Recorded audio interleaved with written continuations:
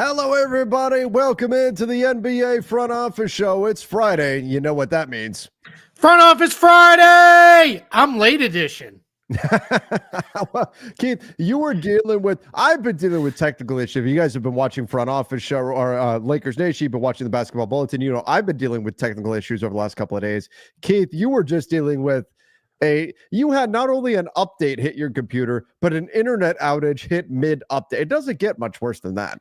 Yeah, and it's my own fault on the update because, those things pop up and then you're like, yeah, I'll do it later. And then it's like, you're going to do it now, whether you like it or not. And it now is always the worst time. And yeah, and then it's just, and now it's just, and then in the middle of it, my internet crapped out. So then the update didn't finish. So, but nobody cares. We're here to talk basketball. Let's do it.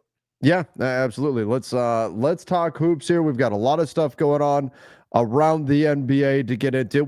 And some of it is actual basketball, Keith. Believe it or not, there is some actual basketball taking place as well. Let's go here though. First of all, we got a super chat. LeBron James stood on business yesterday. Yeah, a lot has been made of LeBron and his interactions with Stephen A. Smith, courtside, of course. Ended up being a really great game. I mean, it was an overtime game. It was a back and forth battle with the Knicks and the Lakers, and yet a lot of the focus wound up on LeBron and his interactions with Stephen A. Smith on the courtside. I already gave my opinions on it on Lakers Nation. What were your thoughts on all of this, drama going on? Yeah, I don't have real strong opinions on it either way. ESPN, TNT, there's also the foolishness between Charles Barkley and Kendrick Perkins. They're going to do a lot of conversation of stuff that just is going to draw eyeballs in ears, right? If people will listen to it and it's going to get them fired up and they listen. It's the old Howard Stern thing, right? People who like him listen 5 minutes. The people who hate him listen 15. I don't know what that exact figures were, so nobody hold me to that, but it was something like that, right? And that's what it is. A lot of these comments and talking points are made to do that. And when LeBron kind of came back and said, what was it, like a week ago, like, too many of these people don't really like basketball. Yeah. We need to be celebrating the game more. And, that's just fuel for the fire. And then when it gets into Bronny and everything with that, it just gets worse and worse and worse from there. And it just becomes a never ending cycle. There's no win really for anybody in this. No one's going to win anybody over with this. No one's going to get anybody, feeling like, what, this side's right, that side's right. So it just, my advice would be to LeBron and any other player, you got to kind of just move on from it because it's just not going to go anywhere positive with that. That said, that's family, right? I don't blame him for, coming out and sticking up for his kid and saying, the things he said. So it's just, it's just sad the way some of this stuff is covered, and it's sad that players have to respond to some of this. It is, but we also see why it's covered the way it is because that's what people watch. Yep. That's exactly. There are people who tune in to that kind of stuff. I mean, I see it. Like Keith, I threw a video out there last night. It was like 1 a.m, something like that, when the LeBron thing first came out. And I thought, you know what? It's 1 a.m. Nobody's up watching right now, but screw it. I'm going to throw a video out here on this topic just because there's people talking about it on social media and stuff. And who knows? Maybe it'll do okay. Right on Lakers Nation. No, it takes off, goes crazy, way beyond any of like our analysis videos or anything we do breaking down the game. And that right there is why, though. It's why, people say the kind of stuff that they say and the hot takes and all that. It's why it happens, because it gets views, it draws interest, and people continue to do that. And then if you're LeBron and you're a basketball purist, you're going to be frustrated with all that. And it's just kind of that constant battle. But the bottom line is, I think all of it is, it's all at least around the game and about the game. But I get where LeBron would be frustrated with all that. And I also get LeBron being frustrated about the whole Bronny aspect of that. But I ultimately landed on this, Keith. Stephen A. Smith is in a job. His job is to get people to react to what he's saying. Yep.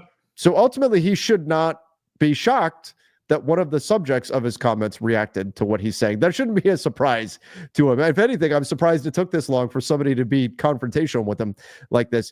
And I'm sure he's eating it up today and doing tons and tons of views. So it's it's part of the nature of the modern game and just kind of the way it goes now. Yeah, absolutely. Yeah, it's they are.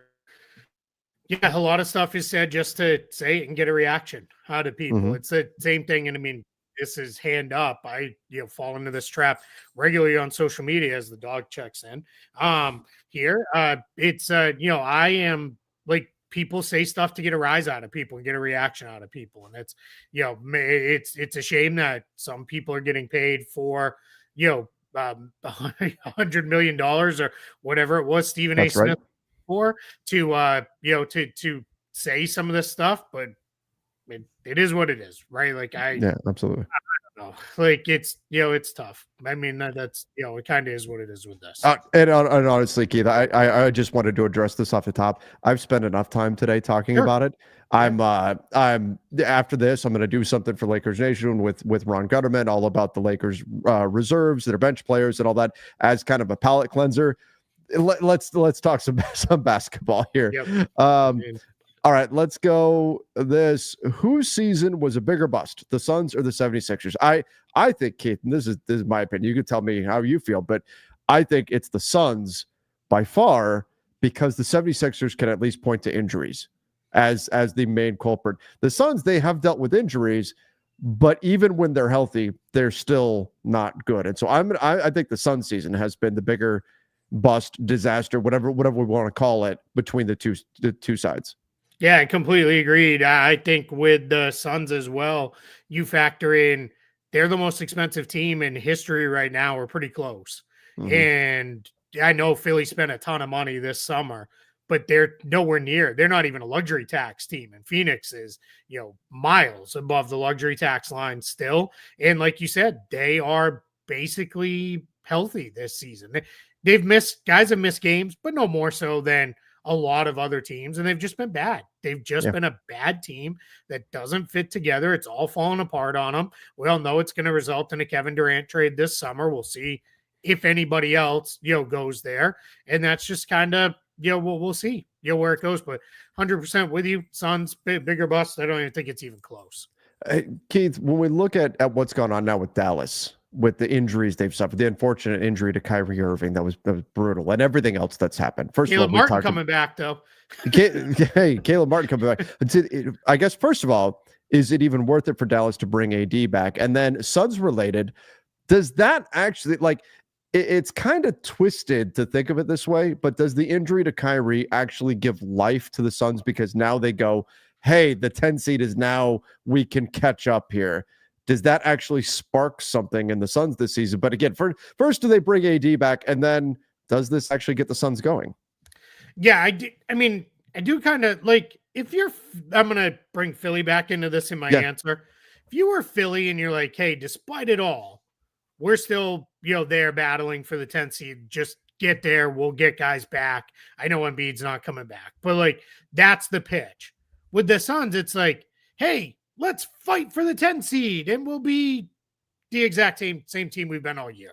Like, I feel like the guys are going to be like, okay, cool, man. Like, let's go. Like, why? Like, I don't know. I mean, maybe but all right. So they get in as the 10 seed.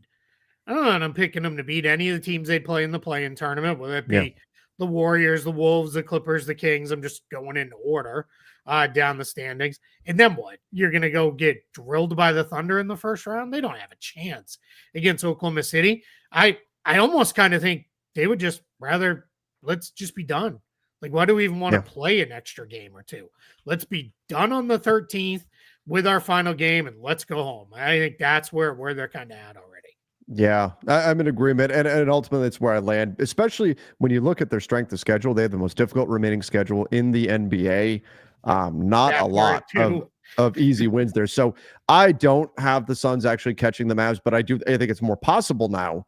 Sure. Now that these injuries have hit Dallas, but been a disaster. And then for the Mavs, is it worth it to bring back Anthony Davis, or should they just say, whatever surgeries you need, whatever we need to get healed up, let's start now, and we'll hit the offseason fresh? Yeah, I said it the other day. If AD is 95%, nope. 98%, nope. 99.9%, nope. If he's 100% ready and there's more than like 2 weeks left in the season of just playing out the string, yeah, I guess. Like, then that's not the end of the world. If he is really like just we're playing it out and he's nowhere and he's not 100%, absolutely not. You do not bring him back. There's no reason to at this point. And I would even lean more towards and be fully understanding if they're like, no, he's just going to be shut down for the rest of the year because we're going to start next year. Because here's the thing, they are going to need him big time at the start of next season to carry them because they're not going to have Kyrie at the start of next year. I had somebody say, how do you know Kyrie won't be back starting next year? Because that's 7 months from now. Like, nobody returns from an ACL tear that quickly anymore. Like, it just doesn't happen. So they're going to be without Kyrie for a lot of next season, and you're going to need AD if your intention is let's try to be good. And if your intention is, you know what, we can't salvage this, let's turn around and trade them. Last thing you want to do is run them and have them get hurt. Yeah, at the end of this year, you'd rather just shut it down. Let's see where it is. Fall into the lottery. Maybe we can get San Antonio or Portland even past us too, and then we're kind of moving up the lottery standings a little bit. I don't think that'll happen, but we'll see. Yeah, I'm in agreement with all of that. A rough spot to be, certainly, for the Mavs. Let's go. Somebody was asking, did we get an update on Jalen Brunson yet? I just saw that the X-rays were negative, which is kind of what you expected. Sprained ankle. Yeah, sprained ankle. Obviously, that was nasty. His ankle touched the earth. We've seen guys like Dennis Schroeder did that and bounced back a few years ago. But most guys, that's going to keep them out a significant amount of time. But so no updates. We keep looking for a successor to LeBron, right? They keep talking about who's the next face of the NBA. Yeah. As far as like looking like their ankle blew apart and fell apart and will never play again, that's Anthony Edwards compared to LeBron. Like LeBron, sometimes it looks like he rolled his ankle so bad his foot touched his knee. And then he's like, tighten up the shoe and gets back out there. Ant's the same way. I don't know if you've ever noticed that. Yeah. He goes down on some of these dunk attempts and block attempts. And it's like, well, that's it. Ant's done for the season. And then he gets up, limps for a minute, tightens up his shoe, and keeps playing. So there's your, there's your LeBron successor from that standpoint. But yeah, hopefully Brunson will be back. It's that law. It's funny because a lot of people are like, who do you even root for in this game as a Celtics guy? And I was like, honestly, like it didn't really matter to me either way. The Lakers are in the other conference, so I'm not that worried about that standings. And the Knicks were only, if they had won, they would only been a couple games, like 2.5 back. So now it's like, they're 4.5 back. Like that race is over too.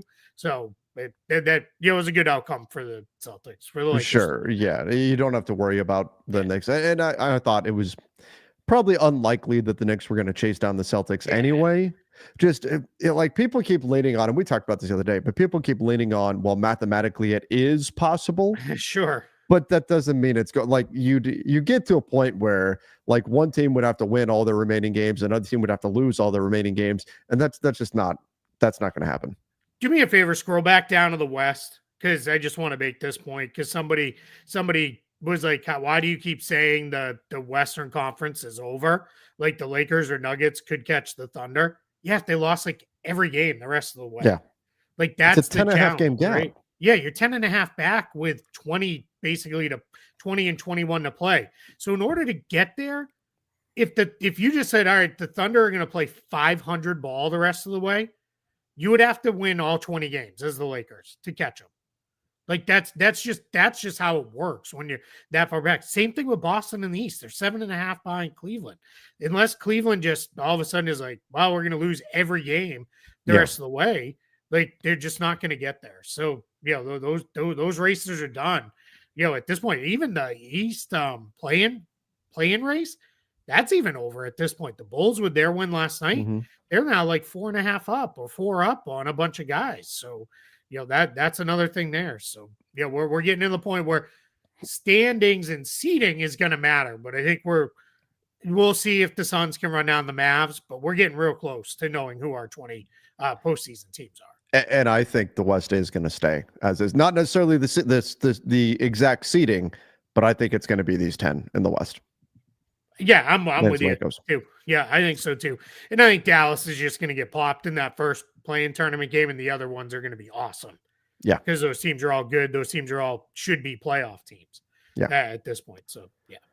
All right. Andreas said, "Hey guys, love the show. If you were Daryl Morey and you somehow got the first pick, what would you do? Draft it or use it in a trade?" I know what I would do. I am using that pick. I'm not trading that pick. Yep. You thank your lucky stars and you keep that pick as a building block for the future, and know that Cooper Flagg, if he winds up, assuming he winds up being the number one pick, is somebody that could help you right now and be a big part of your club's future for the next 10, 15 years, especially with the injury situation right now.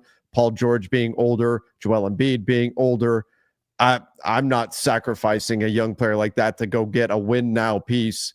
I'm thinking, man, we got bailed out here, and now we've got somebody to build around, even if Joel Embiid and Paul George both fall apart. Yeah, you're coming back with, let's say Embiid comes back and can play. Now you're rolling into next year with Embiid, Cooper Flagg, Paul George, Tyrese Maxey, and then insert me as the fifth starter, and you're probably okay. Yeah. If you're even semi-healthy. And I understand saying that's not how it went this year. So yeah, I would 100% keep it. And if Embiid doesn't get back, you turn into a place where you need to move him or move Paul George or move both of them.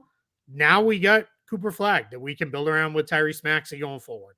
And that's it. We've got our two pieces and off we go. So yeah, 100%. I would keep that and go stick there with Cooper Flagg. Follow up to that. Irish fan 26 asked Keith, how would Celtics fans feel about Philly getting Flagg? It's a little weird. I think because he's from Maine and he grew up a Celtics fan. I think people are assuming like Boston wants to get him, and of course they would love to have him. They're gonna have no shot at that, but I don't think they'd be super upset because he's a rookie that the reality is most Celtics fans, other than if they've caught him at Duke, it's not like they were trekking up to Maine to watch him play. In the last 2 years, he played here in Florida, near me. So I don't think there's a real attachment to him other than, hey, he's a Mainer, he's from the region, and people are there. So yeah. Exactly. Okay. So let's go to, actually, you know what?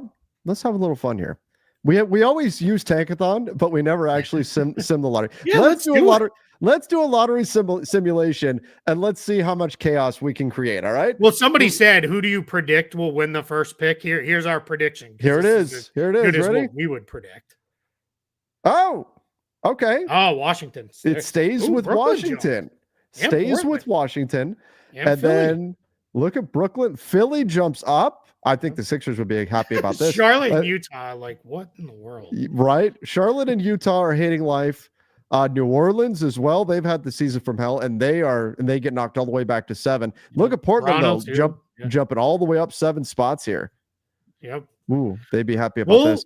Well, let's make this will be a regular Front Office Friday feature until the lottery. I think so. We'll do one, but one only spin of the lottery every Front Office Friday, as long as we remember. So if you're watching and you're in the chat, you need to remind us, because chances are we will not remember this by next Friday. That's true. I will not remember this by tomorrow, given the way our news cycle goes. I think obviously Portland would be the biggest winner in this, going all the way up to third in this draft. Whew. Yep. That's awesome. Puts them in Ace Bailey range, Dylan Harper maybe. Yep. Probably not. You would hope Brooklyn would take Harper because you don't need another guard there, but sure. Yeah. But Philly would be the biggest sigh of relief here because they got to keep their pick. Mm-hmm. That would be Washington would be. Washington, sure. Yeah. Yep. All right, let's go here. Shout out from Australia. Love the show. For Keith, how do players' salaries work? Are they by games played? No, you read that wrong. He said he loves the show for me. That's loves the show for Keith. Yeah, see? Yeah. No. So he does not love the show for me. No. Is what he loves saying. Lakers Nation for you. I love this for you. I love Lakers Nation for Trevor. All right, I get it. Fine. I'll just ask the questions. How do player salaries work? Are they by games played or are they yearly? If a player gets suspended, with no pay like Anthony Edwards? Yeah, good question. So most players, the vast majority in the league, are on a the way they actually get paid is they get paid every 2 weeks when the season is in. So October through April, they get paid every 2 weeks. That period of time. Some guys have clauses in their contract where they get upfront money. That was a big thing. We're going all the way back to when we were doing the Simmons siren. There was all this stuff about, well, they had already paid Ben Simmons so much because Ben Simmons had upfront money. What was that going to look like if he got traded or suspended? How would he have to give that money back? With suspensions, how they work is those are based on a per game amount. So it's not as simple as just take, the salary and then divide it by 82. It doesn't work that way. It's a little bit more complicated, and it's based on the length of suspension and the type of suspension. If it was a substance abuse thing, or if it was a league policy thing, or a team issued team suspension, there's different ways you do the math on that.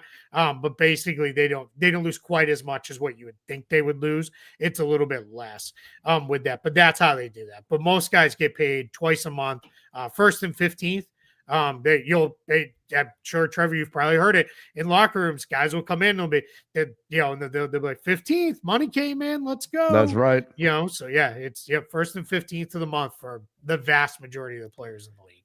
Which I always think, like, people often don't think of it that, like, people are often surprised to find that out, because that's a pretty standard pay schedule in most normal everyday jobs, right? And so people are sometimes surprised. It's like they think that NBA players get paid like a treasure chest gets delivered to their home or something like that, not like just a normal direct deposit like we all get. You know what I mean? Isaiah Thomas, they backing up the Brinks truck, right? The Brinks truck. They need to back up the Brinks truck to my front door. That's right. So yeah, that'd be amazing if that. I want that. If I kind of want that. Player, I'd demand it that way. Right. Yeah. This is how I would like to be paid. And some guys can pull that off. They could put it in their contracts. Some guys would be able to pull that off. Right. James Harden gets it delivered in $1 bills to the strip club. Waiting for him there. Oh, James Harden. Front office Friday getting frisky. Let's go. So that's a lot of ones there, James. He just pulls more of them out of his beard all the time. Went to the Lakers game last night and feel redeemed after the last game I went to was the Franz game. That was a rough one. Will Keith be on stream during the Celtics game? We were just talking about that. Yeah. Keith is going to come on the show that's going to publish tomorrow morning, previewing the game. And then are we going to do the play-by-play together again? I think so. If I can. We've got some stuff going on tomorrow. Let's put it this way: I better be home by 8:30 Eastern. Otherwise, I'm not going to be very happy. I couldn't even tell you the last time I missed the Celtics Lakers game, so I will not be a very happy guy if I can't be there. But yeah, as long as I'm home, I will be there. Keith, a lot of people in the chat have been asking whether or not we will still be friends post a Celtics Lakers game. We've had Celtics Lakers games go both ways. We've had the Lakers win decisively. We've had the Celtics win decisively, and somehow, some way, we have made it through. We've made it through close games. We've made it through all of that. I can say I don't know if we would survive an NBA Finals, but I'm confident we can make it through a regular season game. I would hope. And just say, even if not, we have a vested financial interest in keeping it going. There we go. So Jason said, can teams steal opposing teams' two-way players by giving them a full roster spot? The answer is no, but I think there could be some situations where if a full roster spot was open and it was a two-way player that was languishing, that was kind of on the edge, I could see where some teams might cut that player loose. But in general, it's right. But they can't do it. A team can't call up another team's two-way player and say, hey, we're going to sign you to this contract. They're already under contract. There's nothing. It's not like if a player is just on a standard G League contract and another NBA team wants to come in and offer them a full NBA contract, they can do that. Yeah, 100%. Yeah, if somebody's in the G League and not attached to a team, even if they're playing for that team's affiliate, there's no, they're an NBA free agent. They can go. A good example, Colin Castleton was playing for Osceola, the Orlando Magic's affiliate. He's on a 10-day now with the Raptors. So you don't have to do that. There's been some, no, I don't even want to say it's ever gotten close to being a thing in CBA discussions, but there have been conversations of like, should we make it more of a tie? But then the comeback from the Players Association side, as it should be, is, well, then pay them more. Like, if you want to hold them, then you need to pay guys more. So, we'll see, where that goes with that down the line as they try to continue to grow the G League into being more of a thing. There's more talk around too. More guys may stay in college. We talked about that a couple weeks ago. And if guys kind of go there, then, it may not be, quite the thing of, the G League may struggle a little bit with that, but yeah, you can't snag somebody's two-way player, G player, you can't, but it definitely does happen where, guys, it just happened this week as it was the deadline to sign two-way players, where there are a couple of organizations where it's like, hey, this guy, like, we have no plans for this player. We'll cut them loose because they can catch on with another team and go. It's kind of similar to releasing a guy at the end of training camp where it's, we could keep him as our 15th man, but let's let him go somewhere else where they may have a bigger, better opportunity elsewhere. And I think we see this in the coaching ranks too, where if there's an assistant coach with a team, another team can say, hey, can we have permission to interview this coach for our head coaching job? And teams will typically, I can't even think of a situation offhand where anybody has said no and tried to stand in the way of that. If it's an upgrade there and that the guy is advancing his career, typically teams are okay with that. Obviously, it's a little different with players, but you do see that in the coaching ranks. Yeah, absolutely. Hey, little breaking news. You don't need to hit the button. Okay. Celtics injury report for tomorrow night is now out. Everybody's off it with the exception of Sam Hauser, Drew Holiday, and Kristaps Porzingis. All three of them are questionable. Okay. The guys who sat out the last two games for Boston outside of those three, it was because they were on a back-to-back. They're just fully resting guys now on second night some first, some second night of the back-to-back. I don't know what's going on with Kristaps Porzingis. I just assume he has the plague because he's been sick for like 2 weeks now. And then Drew Holiday's got that mallet finger issue on his pinky, which is like basically you can't bend the tip of his pinky, or it's permanently bent the way it's like broken. And then Sam Hauser sprained his ankle the other night. So we'll see. Yeah, Porzingis said he was going to play. Somebody said that in the chat. He said that like 4 times here. And each time he's gone to go to warm up, he just, they're like, you can't even get through warm ups without feeling like crap. So my guess is maybe Holiday doesn't go. That one's a little more ridiculous. So yeah, I think we'll kind of go with that. Okay. Studio Stu's checking in here. Yeah.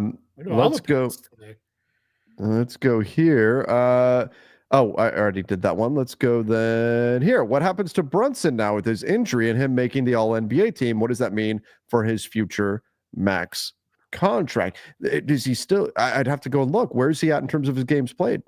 Doesn't matter. He already signed the extension. That's why I flagged it. Oh, that's right. Remember, he signed that under market extension to try to help the Knicks keep that team together. So that's why I flagged the question.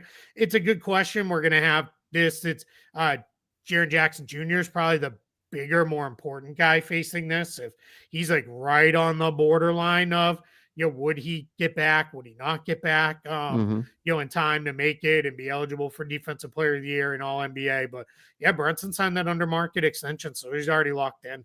So all right. So there's that. No impact whether he makes it or not. I don't know. I mean, we don't really have any sense how serious this sprained ankle is, and I think he's played most of the games this year. So I'm not too worried about it unless he really is out for like most of the rest of the regular season.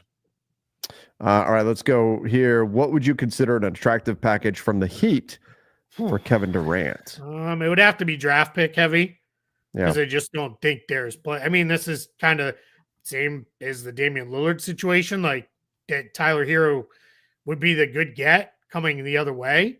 And the Suns would be like, we already have Booker and Beal in this scenario. And then the Heat are a little light on draft picks to be traded. So that gets a little tough. I don't know. I'm not sure there is a match because you're not going to trade Bam Adebayo because Right. you would want him there if you're trading for Kevin Durant.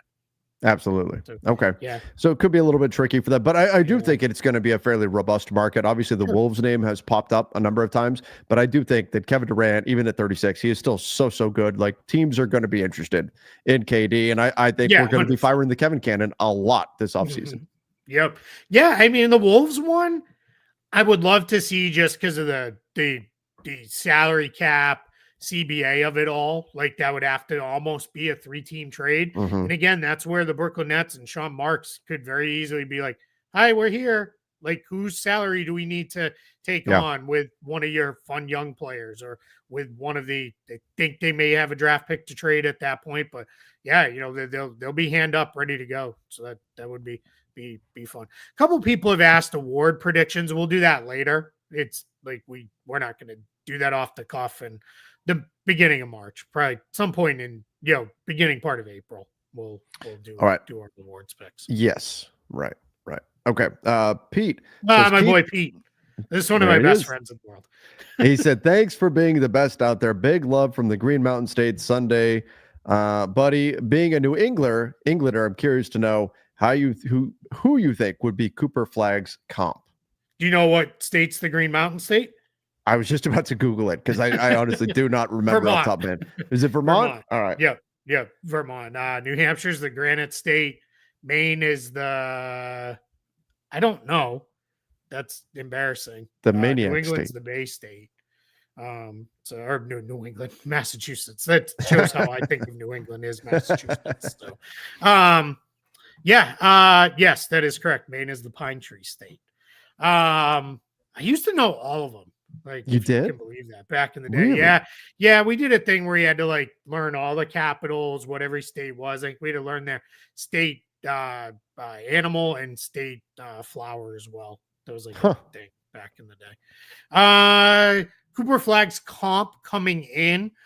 A better offensive Andre Kirilenko. Yes. For me. Yep. He's right there defensively with him. I've seen some people say, does he play like Blake Griffin? A little bit. He's not quite as high end of an athlete as Blake was. I think because Blake stuck around so long as not athletic Blake, that's what we have as our memory of him. But when he was in college and then there's early years, he was unreal. Yeah, he's like the most athletic. I mean, he jumped over a car, kind of. Mac McClung really jumped over the car, but Blake kind of did it, which is also insane. Don't be jumping over cars. But yeah, it's those aren't great comps, but that's kind of where I would go. Yeah. Daniel asked you a good follow-up. Can Flagg grow a couple more inches? He's only 18. Yeah, he might. We've seen a couple guys do that. If people don't know too, and this is why he's not going back to Duke. He reclassified. He should be a high school senior right now. So he's doing all of this as a kid who should be playing his senior year of high school right now. So, pretty crazy. Yeah. Pretty crazy. K Bolt said, I bet Clay regrets choosing Mavs over LA now. I mean, maybe, but players sign contracts knowing injuries can happen and things like that. But I don't know if the Lakers regret it. Yeah. I mean, there's been a lot of self-inflicted damage the Mavs have done though too. Yes, so 100%. Jazz said, if you guys could be fans of any other team, who would it be? Had to be fans of any other team. Had to be a fan of another team. And why would you pick the Lakers, Keith? Yeah, it would not be the Lakers. Much like I know your answer would not be the Celtics. No. When I was a kid, the team that I kind of always found myself gravitating to, I think it's because they also wore green, was the Supersonics. Back in the day. I loved Gary Payton, Sean Kemp, that whole team. I rooted hard for them to beat the Bulls in the finals, and just didn't happen. But that would have been the team. So I'd probably like Portland or Sacramento. I try it less so now that this is my job, but before is my job, I would kind of each year adopt the West Coast team to kind of be all right, what's the team I'm gonna root for in the 10 o'clock? It seems to be the kiss of death, though, Keith. Too. What's that? It seems to be the kiss of death. If we've seen what's happened with this is like whatever it is, the Sports Illustrated cover or whatever, the curse, because you were in on the Clippers. Yep. And now the Suns this year. Yeah. So I I'm don't not in know. on anybody from the West anymore. I hate all of them. Teams are going to be asking you not to be in on their team anymore. Maybe I'm going to go all in on the Lakers this year. Maybe I will throw full support behind the Lakers as the playoff run starts. That's just mean. That's just mean. Now, I mean, I wasn't thinking about it. You only brought it upon yourself. Yeah, I don't know. I find it very hard to think of questions like this as far as being a true fan of another team, because I think, like, I don't mean this to be critical of anybody whose fandom isn't this way, because consume sports however you want to, right? Like, sure.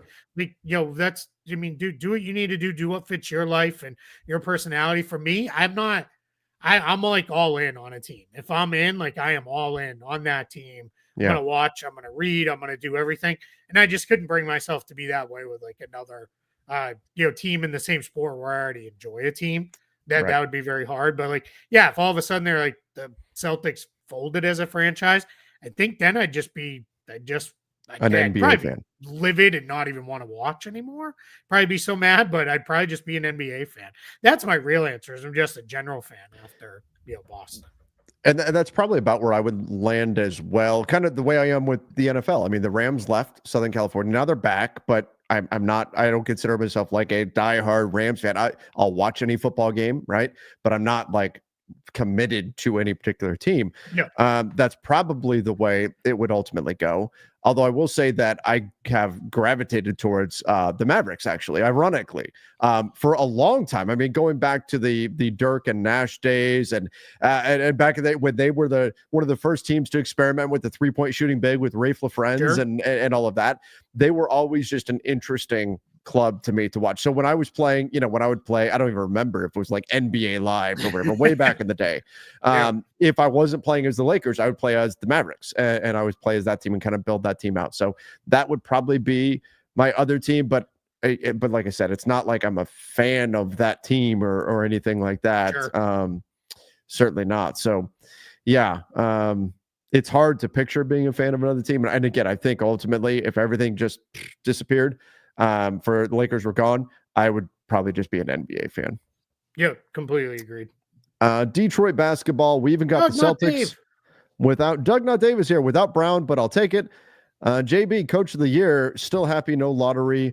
You understand, of course. Absolutely. It's been a great season for the Pistons. And you know what? You don't apologize for how you get wins.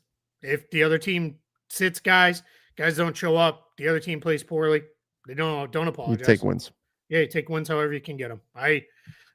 We can hash some of these things out, and we often do, where it'll be okay, here, but when you're the team that's getting the win, you just take it, right? Take it and move on to the next one. Yeah. I mean, what a year for the Pistons. I mean, they're going to finish in the top 6. They don't even have to sweat it out in the play-in tournament.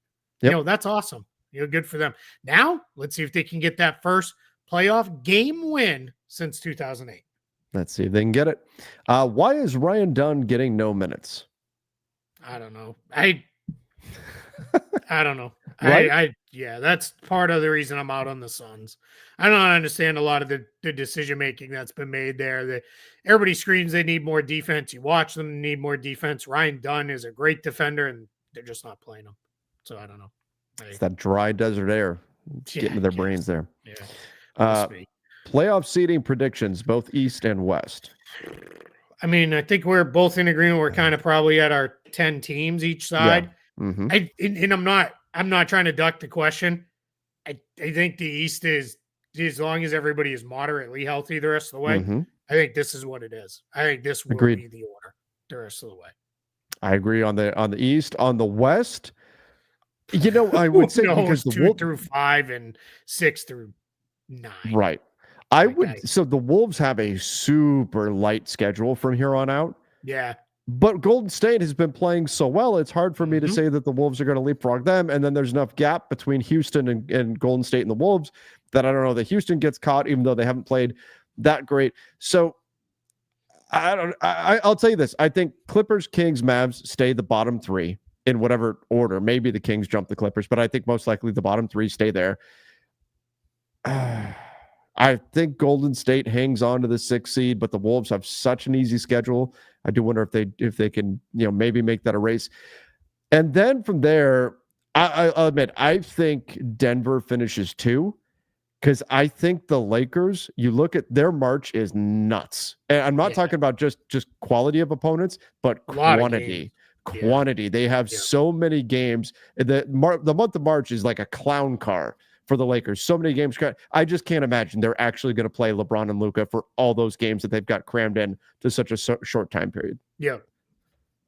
Yeah, I think I did radio in LA today, and one of the things that I said was they're going to have to, at some point, you lose the battle to try to win the war. Yeah. Because the advantage you have of not trying to be insulting about the last couple of years, but the advantage you have this year of being an actual good team, you don't have to run through the tape the way they did the last couple of years. Mm-hmm. You can afford, let LeBron say it, you don't want to be 4th. Right, as long as you can stay 2 or 3, you're probably fine. And they've built now 3 games up in the loss column on Memphis, 4 up on the Rockets. You're probably okay now to stay out of that 4 or 5. If you lose 1, you'd rather not have to go to Denver in the second round, but you worry about that when it comes. You just try to stay out of the 4 or 5 and not have to go to OKC in the first round. So it's probably going to be back and forth, because I think.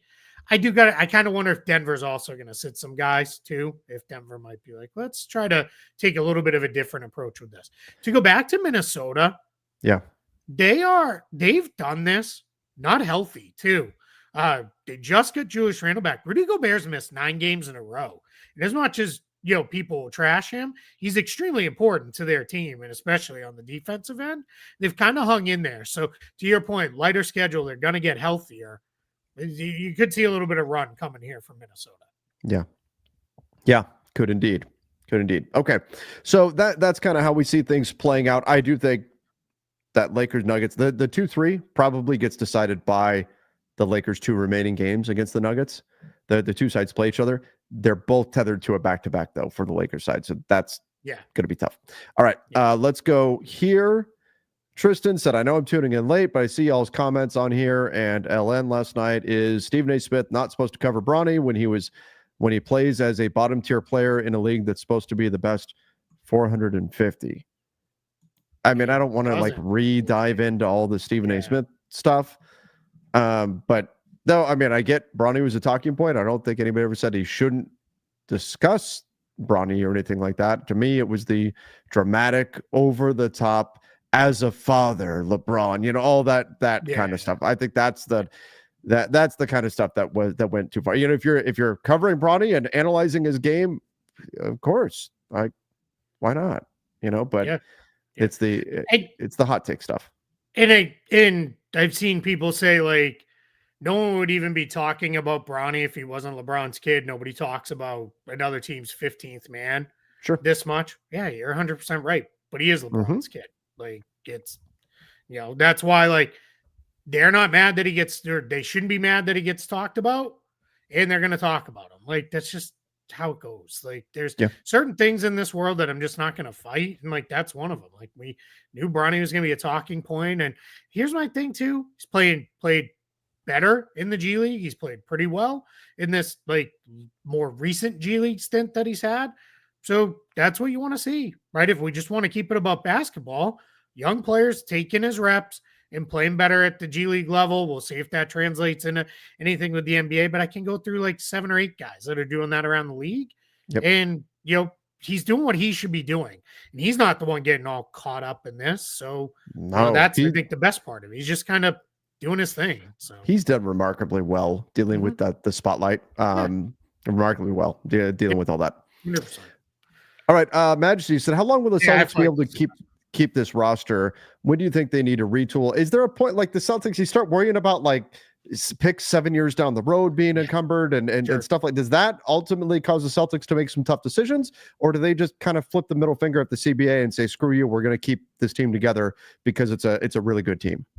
They'll do the latter as long as they keep winning. If they win another title this year, they'll probably keep the team relatively whole and move forward with it. If they lose, you'll probably start to see some changes coming, and that'll be the difference, right? That'll be the difference with them. There if whenever it is they lose and don't, and lose is tough because if you lost like in Game 7 of the NBA Finals, that's different than if you lose in the conference finals in a non-competitive series, or if you fall any earlier than that. But if they lose, they'll probably start doing some moving and start moving some guys, probably break some of the bigger, longer contracts up into smaller ones and kind of go from there. But yeah, if they are winning, they'll probably keep it together and just keep it rolling with that. There was just very quickly, there was a Nikola Topic question that came in. He's apparently rehabbing, recovering quite well. Thunder are going to get like a bonus draft pick out of him when he comes back next year, and we'll see. We'll see. There was a long way to go with him anyway. It's kind of why the Thunder drafted him, because they knew they weren't going to need him this year and could stash him and work on him and let him rehab and figure it out. So good for them. But yeah, the Lakers injury report just came out. Jackson Hayes listed as questionable on it. Due to a right knee contusion. He did fall pretty hard last night and hit his knee. So he's listed as questionable. Otherwise, LeBron, Luka probable, and Rui still listed as out. Rui's supposed to be getting reevaluated today, we think, but no word yet on that. Here, we'll finish with this. Johnny Test, Keith and Trevor, who is one player on a team that has surpassed your expectations this season? I mean, obviously the Cavs are an easy pick for who has surpassed expectations. Detroit, another one. Yes, absolutely. Do you have a specific player though that has really exceeded your expectations? Yeah, that's a really good question. I think I've got one. Go ahead. Let me throw go ahead. Tumani Kamara. Yeah, I think he's had a great season for the Blazers and quickly becoming a very, very strong 3-and-D wing here in the NBA. Yeah, I'll give you kind of two along those lines a little bit with just guys that I've thought have been better. Jaren Jackson Jr. has been better than I ever thought he'd be as far as someone you can really run a lot through. This is why those games late in these really bad seasons are important. He's a guy who the Grizzlies basically said, hey, we're going to run all the offense through you when we have nobody else. And you've now seen that work for him leveling up. And then somebody who, quite frankly, I've not been a real fan of either one of these guys' games for a long time. And this was just, torture being someone who didn't love either guy when they were like this guy or that guy for MVP. The fact that James Harden and Russell Westbrook are playing as well as they are this year, that's, really something. I mean, Harden still being able to kind of key an entire offense this deep into his career is unbelievable. And then Russ, like really adapting to being a really solid, productive player in Denver. Like that's been really fun with those guys. So those would be, two for me that have definitely, jumped up. Malik Beasley, sure. Good shout out there. Norman Powell. Yeah. Norman Powell, that injury's been huge for them. Josh Giddey, somebody else throughout, he's playing unbelievable now down the stretch, really hitting shots, which is crazy. So, and then I think team-wise, like Houston has been better than what I thought. I thought they'd be more of like in the Kings Clippers range, where a little over 500, battling around the play-in tournament. In fact, it looks like they'll be a playoff team. Like that's great for them. Like that's been huge. And so I mean, we picked the other ones, Cleveland, Detroit, like those are the obvious ones. So Yep, absolutely. All right, everybody. We appreciate you all joining. Sorry for the delay getting started here, but thank you guys all for coming in on a Friday. You guys are awesome. And thank you again for subscribing to the channel. Hope you all have a wonderful weekend. Till next time. See ya and stay safe.